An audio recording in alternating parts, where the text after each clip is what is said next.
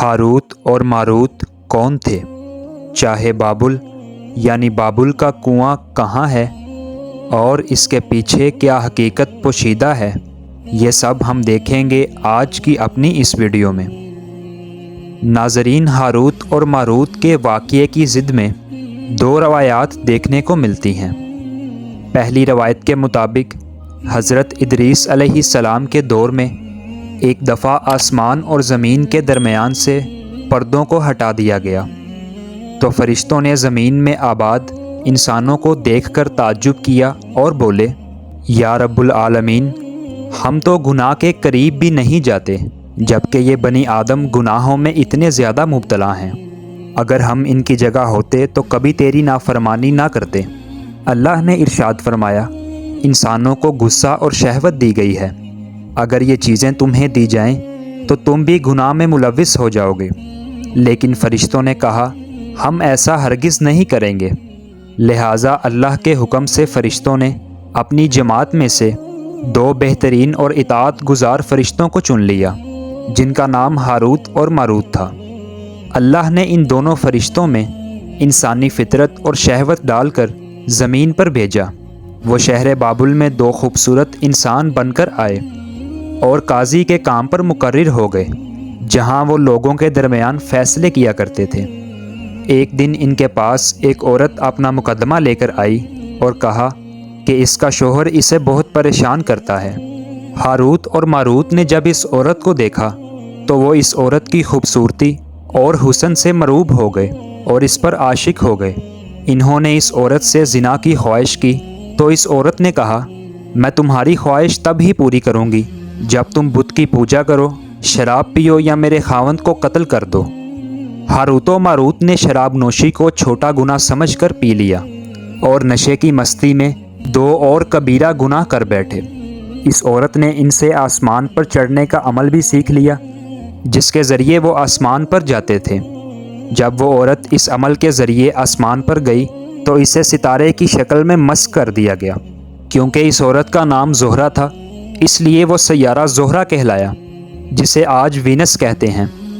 اس گناہ کی وجہ سے ہاروت و ماروت خود وہ اسم اعظم بھول گئے جس کے ذریعے وہ آسمان پر جاتے تھے، اور بطور سزا انہیں بابل کے ایک کنویں میں الٹا لٹکا دیا گیا، جہاں وہ تا قیامت یوں ہی لٹکے رہیں گے۔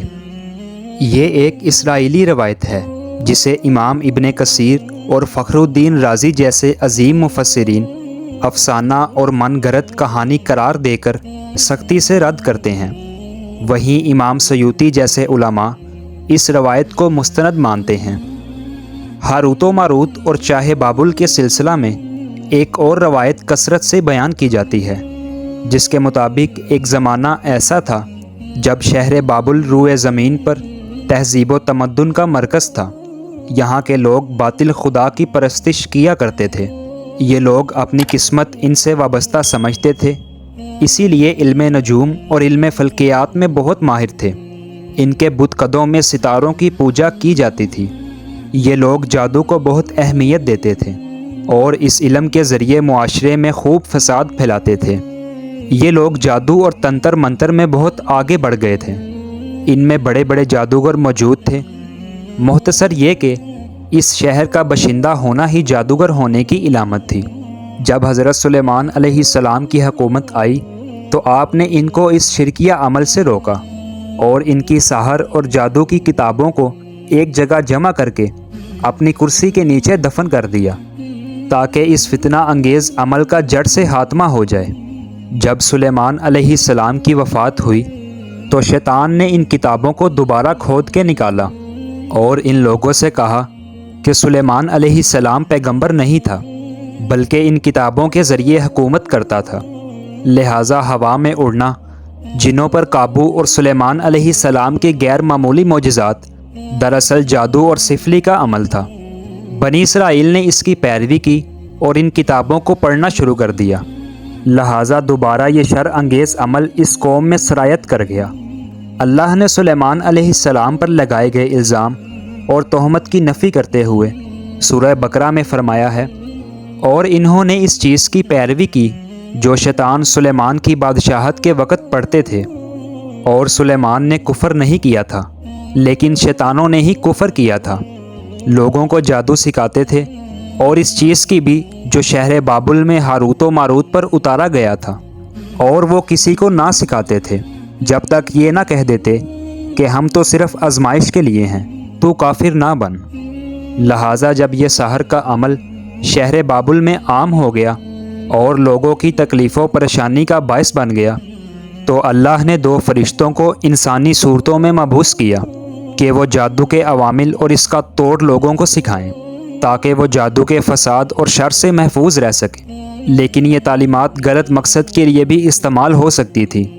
हालांकि वो फरिश्ते लोगों को तनबीह करते थे और सराहतन कहते थे कि ये तुम्हारे लिए एक तरह की आजमाइश है, लेकिन फिर भी वो लोग ऐसे कामों में पड़ गए जो इंसानों के लिए नुकसान का बायस था।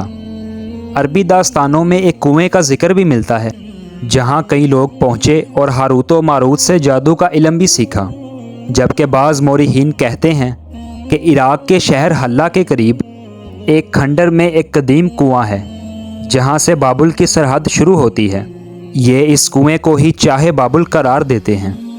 बहरहाल इस वाक़ये से ये अमल मिलता है कि सिफली और जादू एक शिरकिया अमल हैं, मगर ये कि इसका इस्तेमाल फसाद और शर पसंद के हाथ में के लिए किया जाए।